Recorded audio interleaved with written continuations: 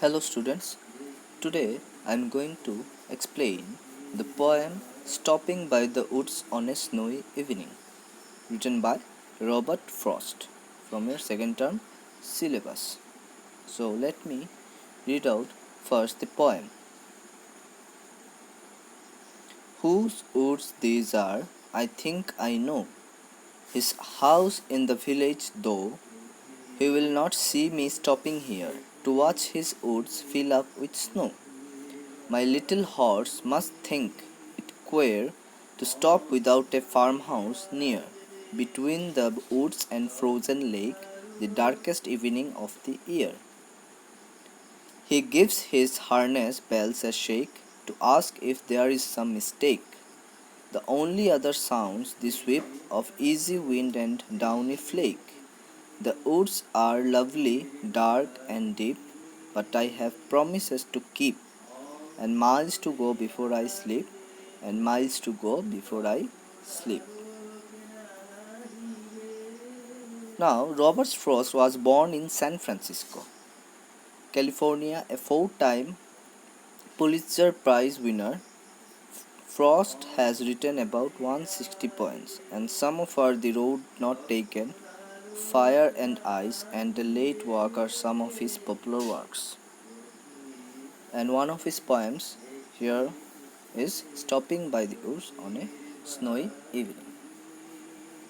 Stopping by Woods on a Snowy Evening was written by American poet Robert Frost in 1922. The poem describes a tranquil forest scene from the perspective of the narrator, who is riding through the woods with his horse. In this poem, the speaker is driving some kind of horse-drawn vehicle, perhaps a carriage or maybe even a sledge, through the woods. He believes that he knows to whom this forested land belongs, but that man lives in the village. The speaker knows, therefore, that the owner will not even know that the speaker has stopped to watch the snowfall here. Perhaps the driver delivers some kind of goods, as he claims that his horse probably thinks it is strange for them to stop out in the middle of nowhere rather than at a house, especially because it is so dark and cold.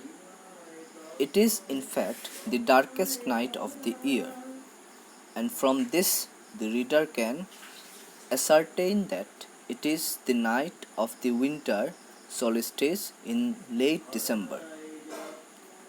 The horse shakes its harness, jiggling its bells as if to ask if the driver has made some kind of mistake in stopping.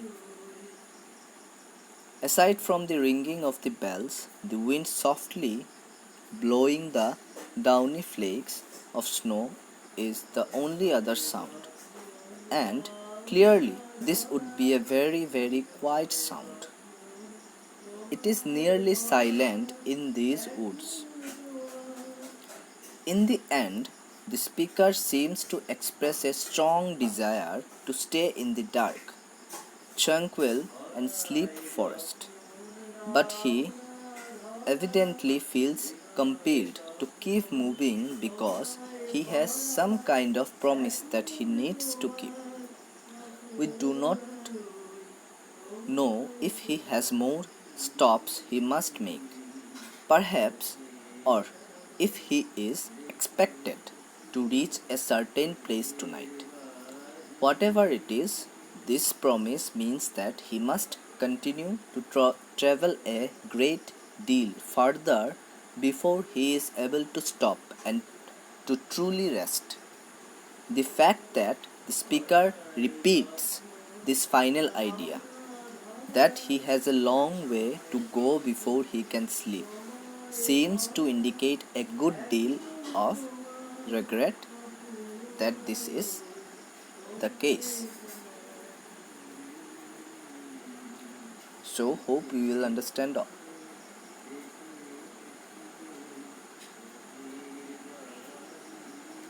Thank you.